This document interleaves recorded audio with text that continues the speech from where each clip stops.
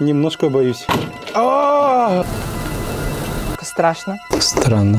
Мы не будем больше задавать этот вопрос. Мы сейчас практически беззащитны. Всем привет! Я решил продолжить свой блог. И сегодня мы узнаем, какие бывают якутские гадания. Мы их проверим на своей собственной шкуре. Возьмем такие вот интересные старинные гадания, и якутские, и не очень. И сегодня также будет масса сюрпризов. Мы будем сегодня использовать доску Ouija, так называемую. И есть целый ряд правил. При вот этом гадании нужно снимать с себя всяческие амулеты. Нельзя вызывать духов, которые умерли меньше года назад, то есть недавно умерших. И нельзя злить духов, а также оператором является один. Кстати, мы сегодня еще проверим, действительно ли это мы подсознательно сами двигаем вот это вот блюдце, или же это происходит в реальности. Также мы попробуем даже немножко погневать духов, чтобы они себя каким-либо образом проявили во время гадания.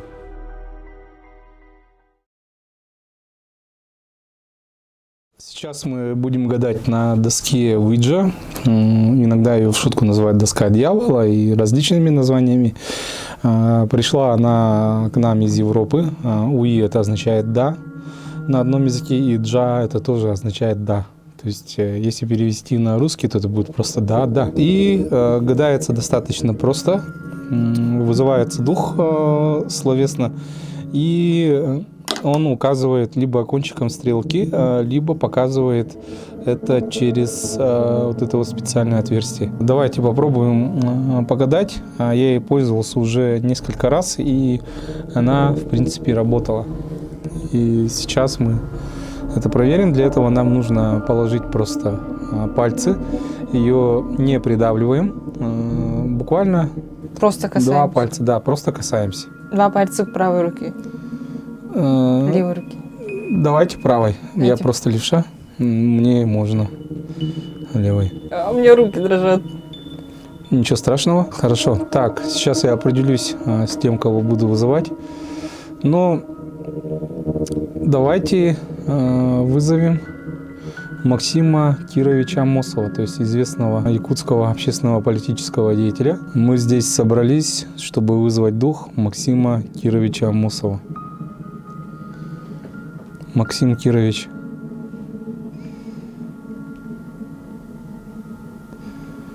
Придите к нам, поговорите с нами. Если вы здесь, то скажите «да».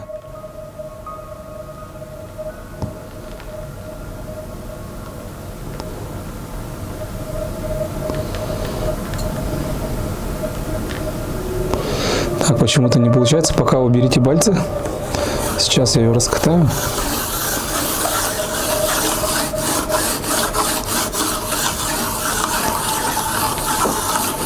Может быть, ей нужно дать поездить. Вот кисть прислонять-то или нет? Можно, да? Можно.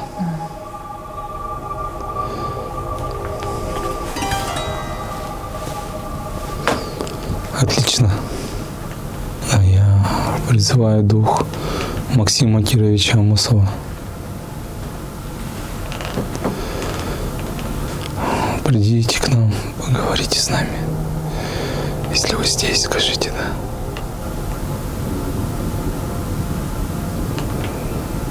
Мне надо чуть плотнее все-таки. Плотнее? Да. Не давить, но просто с ней контакт должен быть достаточно плотный.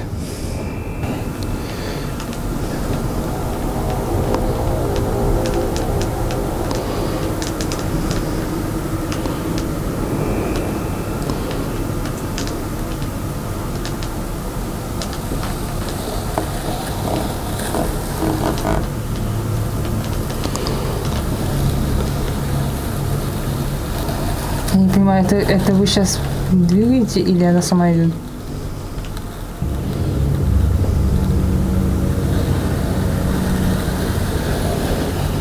Да.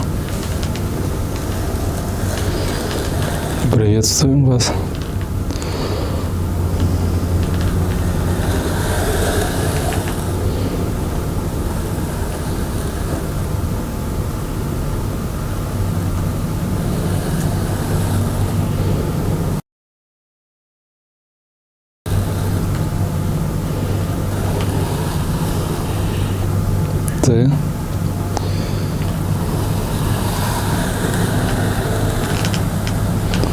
Ты.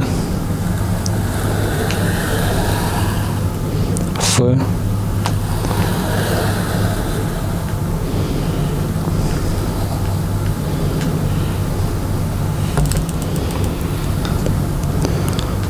Фу.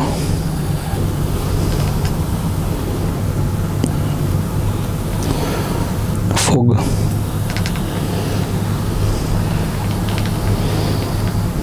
О.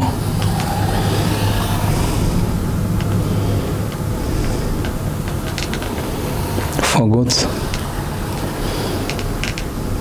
Н. На. Б. О. В. О. Ф. Нам не совсем понятно, что вы говорите, но я хотел бы узнать, готовы ли вы отвечать на наши вопросы.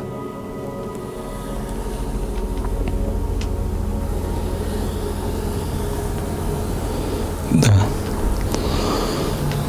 Может быть, вы будете указывать на необходимые буквы стрелкой, может быть, так легче будет. Л.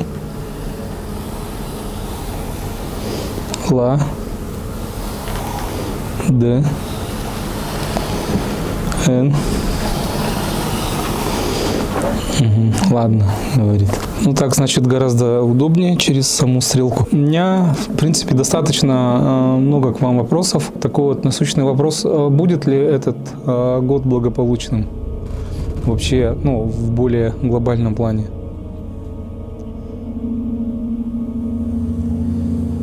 Нет, ну это понятно. Закончится ли специальная военная операция в этом году?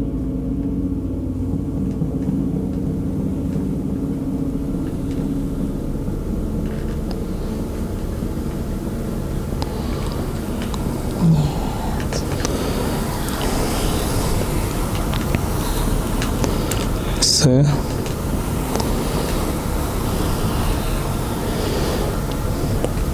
И.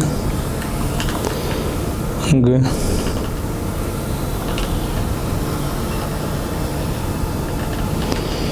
О. Можете, пожалуйста, стрелкой показывать кончиком вот этим?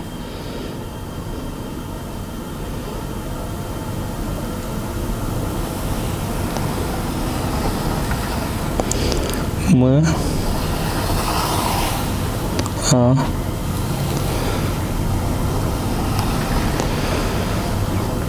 М. Мама. Р. А.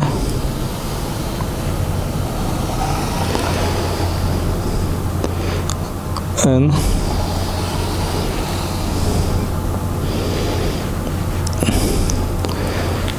С. О. Что это? Ответ не совсем понятен. Тогда вот следующий вопрос. Выйдет ли в этом году следующий фильм Кристофера Нолана? Да. Наберет ли это видео 1000 просмотров, которые мы сейчас записываем? Да. Ну, звучит обнадеживающе. Даже больше или как? Нет. Ну, посмотрим. Это вообще, это классный вопрос и классный ответ. Еще вот такой вот интересный вопрос. Вы сейчас находитесь здесь, в этой комнате? Где вы находитесь, можете показать? Где свеча?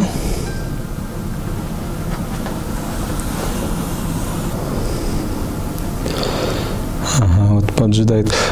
Скажи, есть ли в этой местности духи?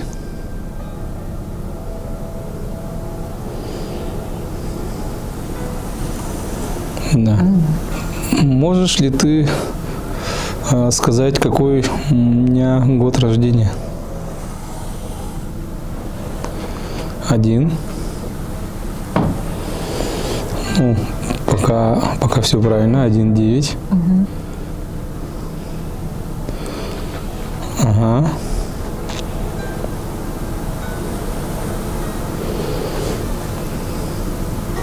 Все верно.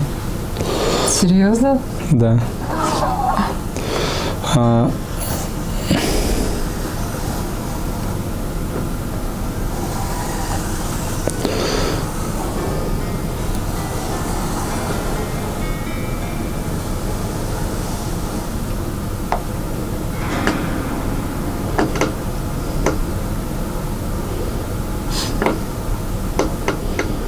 Ну да, все верно.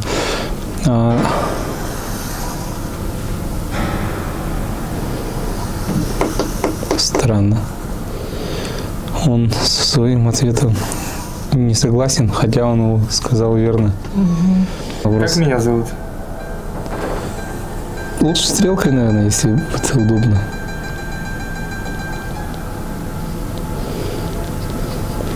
Застрял, что ли? Там? О. С. Осо. Особ. Особо. Б. О. Г. О.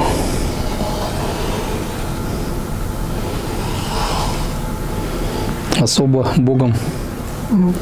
Богом.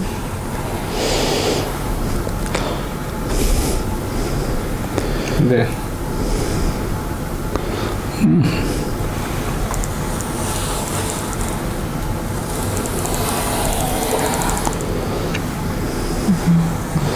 Спасибо, и ответ верный.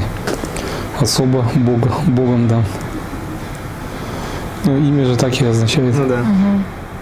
Скажи мою дату рождения в цифрах. Я неправильно спросила, кажется. Надо было спросить день и месяц, да? Лучше, наверное, так. Угу. Скажи день и месяц.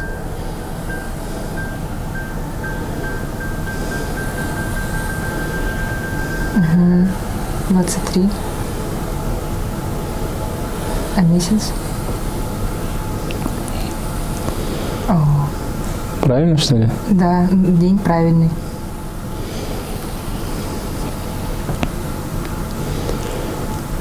Это месяц? апрель? Да. Ну, он П уже понятно. Ну да. Что, прямо реально, что ли? Да, 23 указала и я бы. Ага, ну вы теперь верите, что это не я двигаю?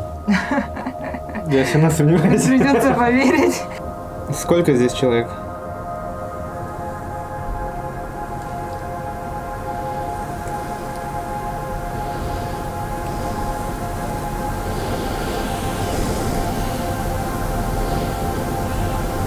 Четыре. А сколько здесь духов?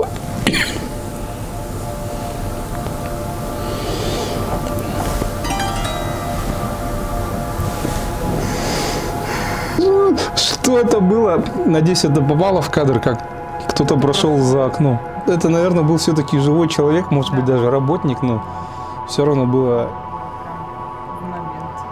Да, и это было достаточно крипово. Что было? Я потеряла вообще. Ага, ну, спасибо. Что? Да, вам голодно. Вы устали, что ли? Нет. А чем вы можете покормиться? И ланем. Кончиком стрелки все-таки. В.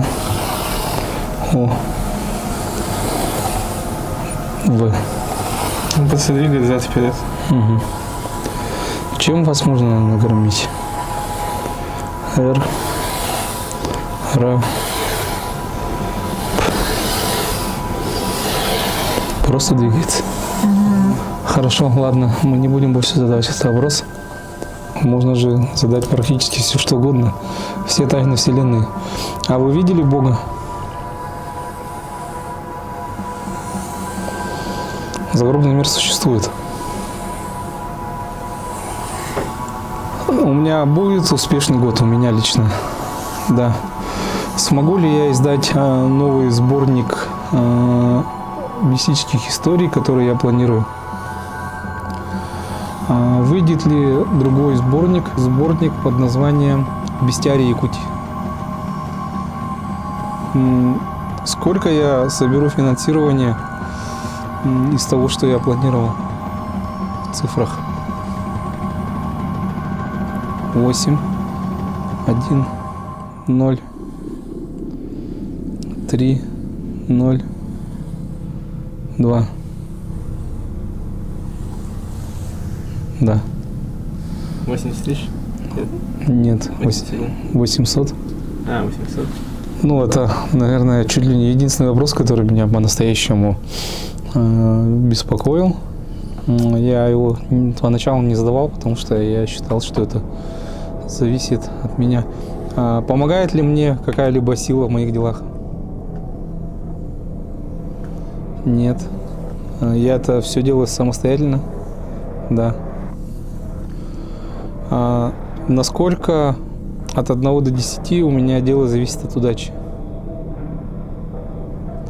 На единицу. То есть все остальное это интеллект, знания. Да.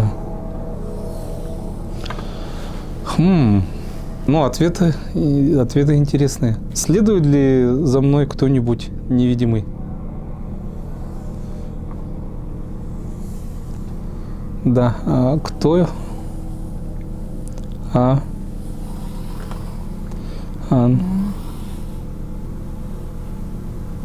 Ангел. Так.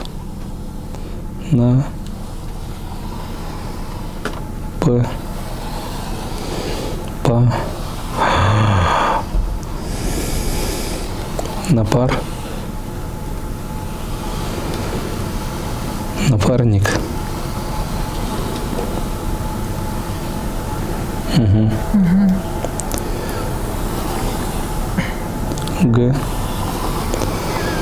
Го.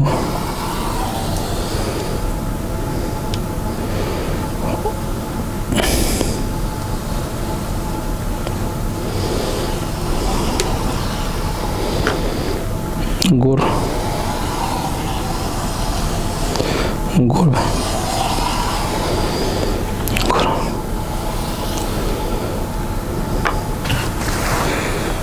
Ага, хорошо, понял, спасибо. А есть ли у Аины какое-то сопровождение? Да.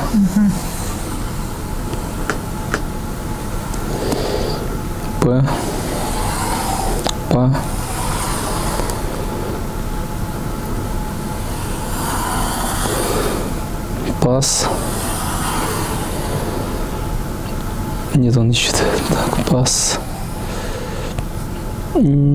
Пас Б. Паса. Пасар. Это его имя. Пасаран. Но пасаран это означает, они не пройдут, а пасаран, видимо, пройдут. Проходит. Проводник типа. Пацан пасаран. В вашей власти показать какой-нибудь знак? А можете ли вы сделать что-нибудь, что могло бы попасть на камеру? Но безопасное для нас всех. Да.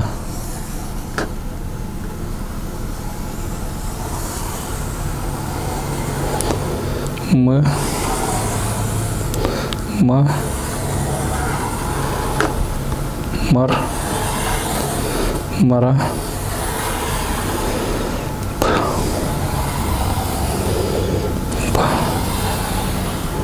Марабар. Опять двигает просто. Да. Кстати, давайте проведем небольшой эксперимент.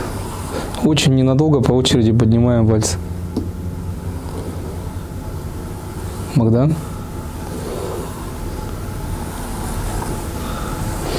Теперь веришь? Ну-ка, сейчас еще раз. Не, ну совсем без людей она двигаться не будет. Это точно. То есть нужно хотя бы 2 человека. Давайте сейчас тогда поблагодарим вас за ответы. Да, прощайте. И давайте немножко поделимся своими впечатлениями. Я, например, гадаю уже достаточно большое количество раз. И я думаю, на эту тему я даже сделаю лучше отдельный подкаст. Если я его реально запишу, то он сейчас появится вот здесь. В целом, знаете, я немножко шокирована. Я спросила проверочный вопрос про мою дату рождения, и из вас вряд ли кто-то знал мою дату рождения. Поэтому, это было очень даже удивительно. Было немножко страшно.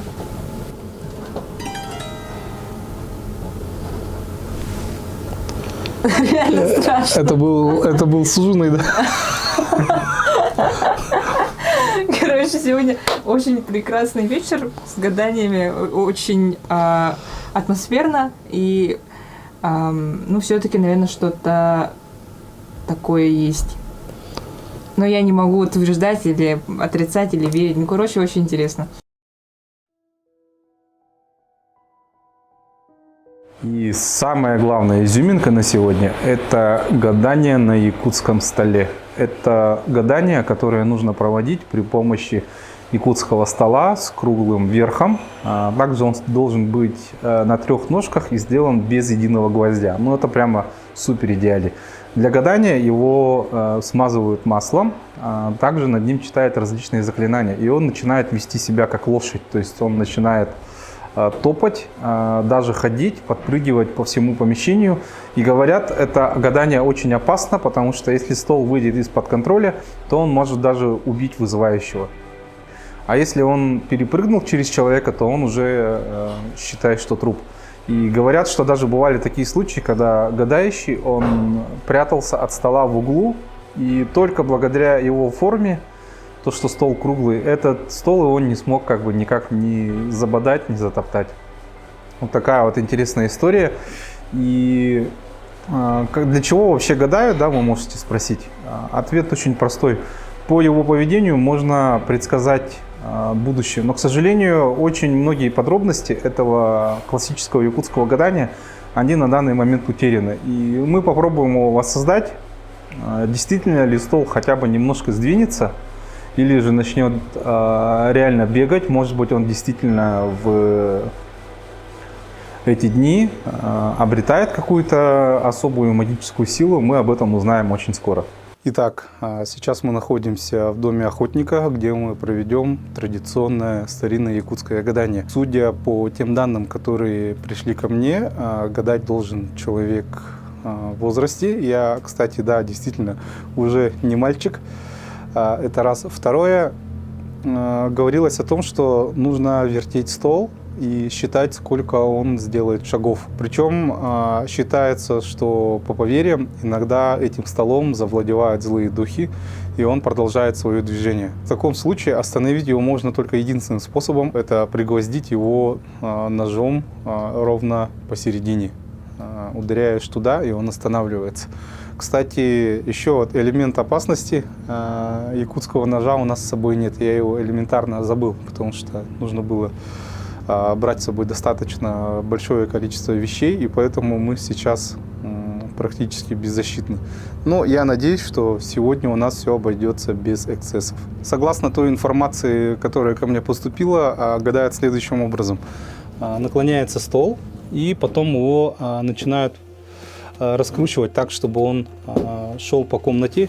И если количество шагов, которые он сделал, будет четное, то ответ положительный. Также считается относительно хорошим знаком то, что стол устоит.